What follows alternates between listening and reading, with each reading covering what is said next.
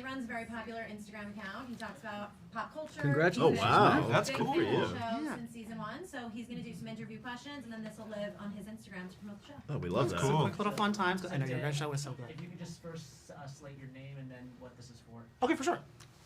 Hi, I'm Danny Murphy, and we're doing some interviews for my Instagram account, Cashmere Danny, with some of my favorite guys from Yellowjackets. Whoa. You guys really are. You We're guys are some of the popular. only guys from This is the Yellowjackets. guys. The other guys, You know, it's like the what is that called? Like the when you get like just all the awards I won as a kid, which is like you showed up. You know what I mean? Well, I always participation laugh, trophy. Participation Yeah. trophy. I start crying. I'm like, this is therapy, right?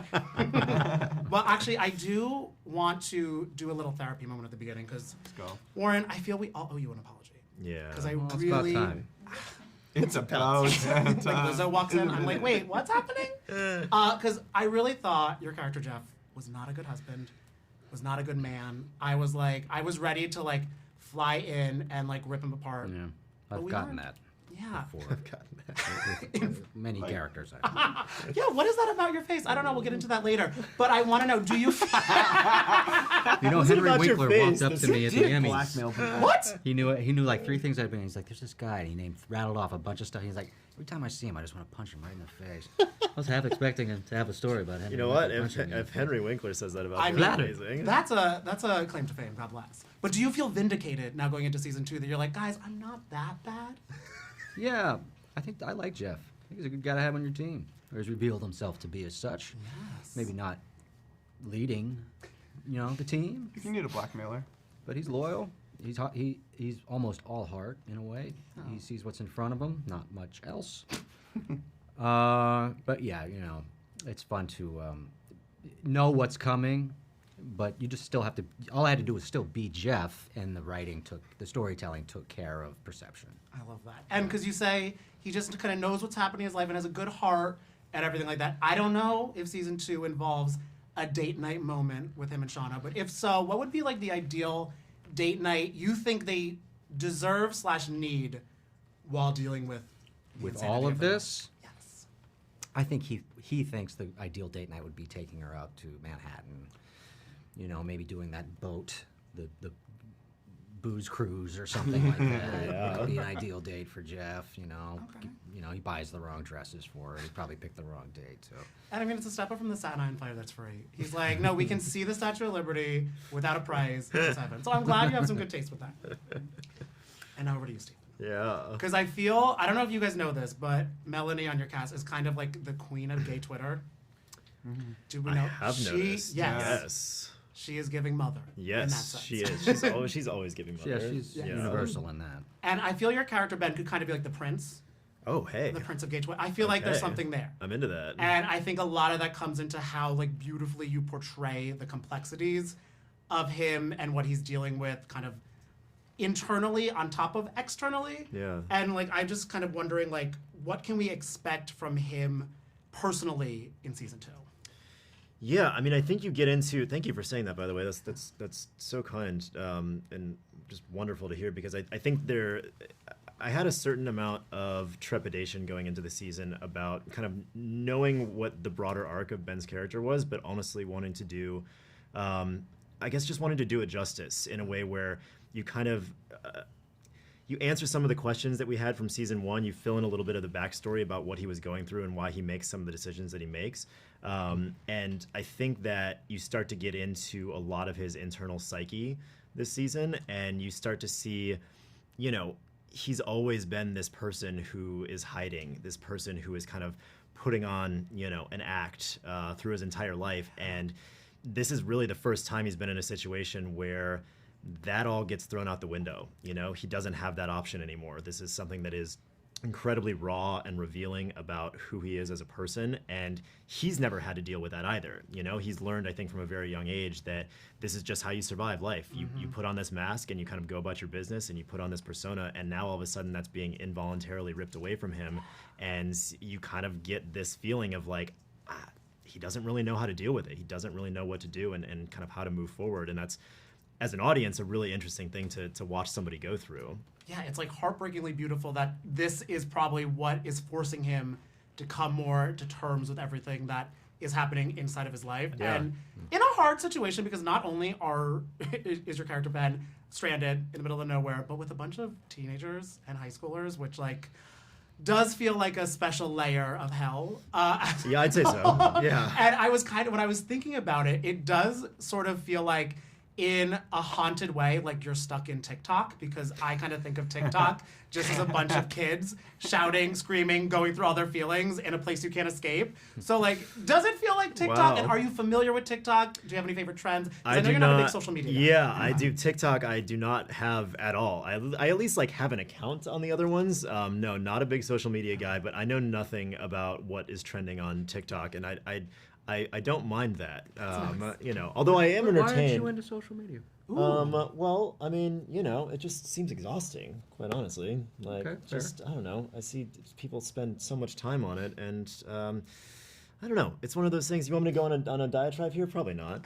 But anyway. It's like 9 p.m. Yeah, I like my exactly. flight. It's I'm like, so there's my dissertation on Drunk uncle, yeah. social media. No, honestly, at the end of the day, like, I'm actually kind of amazed when people are that engaged and able to, I mean, people create entire careers out of social media, which I think is pretty freaking amazing.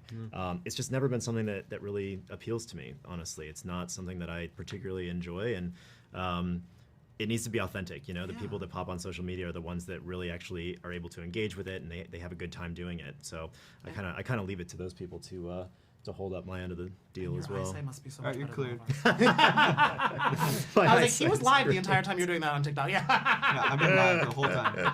Everyone knows.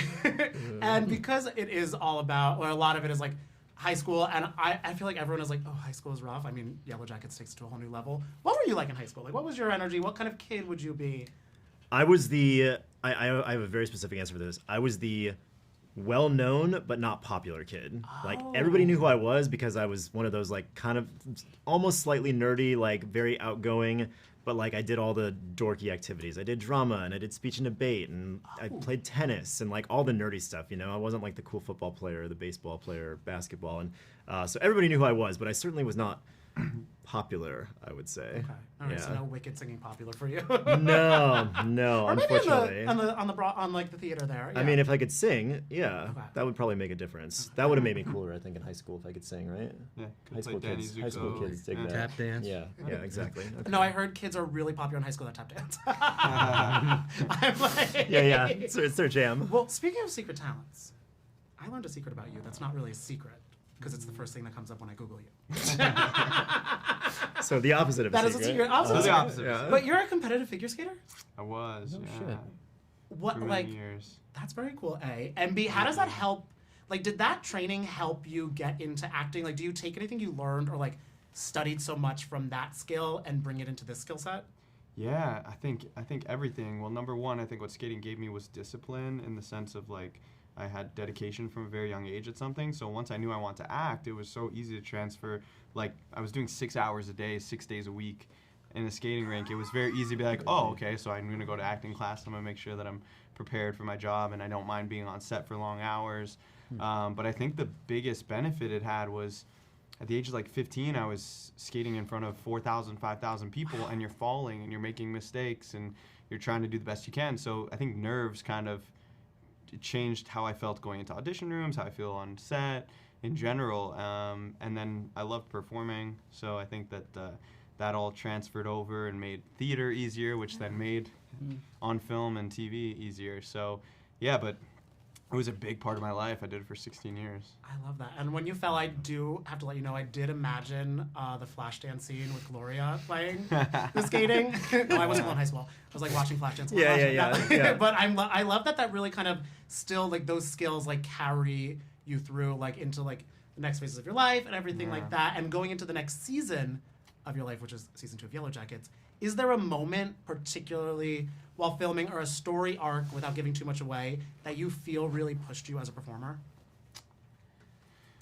Yeah, I think Travis is always dealing with guilt in some capacity. No matter what he's put in a position, he's always dealing with guilt. And there's a few points this season where that's going to be tested and what he can handle, and it's forcing him to be more vulnerable than he's ever been, which is a big thing for a 17-year-old kid who's been in a society that has told him to hide everything you can about yourself and be strong at all times.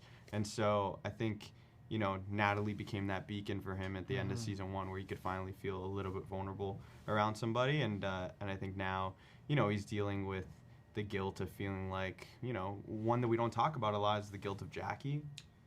Because he was there, he feels like he's a part of it. His brother's gone, and so I think that's a recurring theme in his life. It's going to be very heartbreaking, but very interesting to watch that grow over time throughout the season. And in terms of, instead of emotional growth from your character, my final question is physical growth for you, because we did say you are a trained athlete. Is there any part of you that's like, oh, put me in, coach, let me do some stunts? Like, are you kind of like feeling like wanting to do like some more like stunt work in your life? Or are you kind of like, let me just sit on my chair? No, I love doing, in season 1, when we climbed the tree in episode 2, looking for the dad, like, they let me do like 40 feet of it. Yeah. It was 40 feet? Yeah, it was pretty cool. Yeah, wired, but it was amazing. It's so fun. But I had to convince them. I had to go up to set early in the day, and they're like, okay, so we have the stunt. And I'm like, no, let me go into rehearsal, and and so we did rehearsals until I convinced them that they could let me do it. They made me do 10 feet first, and then 15, and then 20, until I got the green light. So anything that I can do, I try and always do. When we're like being chased in season 1, falling over, like smashing into the ground, I'm in for it every time. I love that. That's so impressive that you push yourself, and I feel like it's very, it's a better environment to push yourself too, because just even walking around the halls right now, your guys' entire cast seems like such like a very supportive, fun group that is just really all looking out for the best of one another. So that's why I personally love watching Yellowjackets so much, and I'm so excited for season 2. And thank you guys for chatting with me. Oh, that's amazing. Thank you so much. Good luck to you. Oh, thank you. Yeah. I hope no one punches you.